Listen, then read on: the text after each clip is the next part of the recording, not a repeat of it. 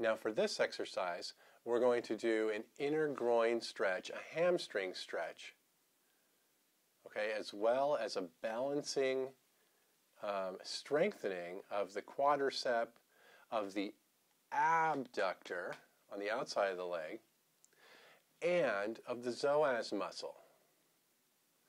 Okay, so we're going to get a lot of our core musculature with the psoas, the inner thigh, and also the outer thigh, the front of the leg, and the back of the leg. So we're really working those muscles that support the back of the body, the core structures of the body. Okay, so if you've got back pain, people say to strengthen the core. I don't agree with that. I would often say that strengthening the core can cause a lot of problems. You need to balance the core, and then if there is deficiency, strengthen where deficient. But first you have to balance. That means lengthening some and shortening others. Shorten and strengthen can mean similar things. In this case, they don't. So we're balancing out the tensioning on the different muscles, supporting the core structures of the body. Okay? And you'll need a strap for that. I use a regular yoga strap. It's really pretty simple, straightforward, just webbing. It's got a nice clip on one end. It's got, just a nice metal end on the other side. And there's different kinds you can get. I use this one. It's nice and wide. I like the wide straps. There's thinner ones that have other uses. And you can use a strap. If you don't have a strap, you can use a belt from your closet, or you can use a towel or a sheet or a sash or anything. If you have a martial arts belt, that'll work really well. Or you can buy one from my website, or you can go to your local yoga store or Walmart or whatever. Get yourself a strap. I highly recommend it. It's a very, very useful tool and really not that expensive. So, to start out, first I want you to lie on your back, okay, knees bent, feet facing the same direction as the body. I'm going to take my hands underneath my buttocks, drag my buttocks down towards my feet to lengthen my back. So now my back is completely flat against the ground. Completely flat. My spine is completely released against the ground.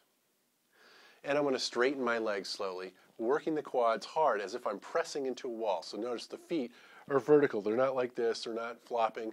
They're vertical, as if I'm pressing into a wall. Now you can use a wall. I'm not using a wall today to show you, but you can use a wall, and it can be very, very useful to use a wall. So I highly recommend it. If you've got a wall, use it. If you're on a slippery floor, you want to be on a sticky mat, a yoga mat. Those are great. Again, you can buy that from my site, or you can buy it, on eBay or anywhere locally. But a sticky mat's of good use. In this case, I'm using a carpet.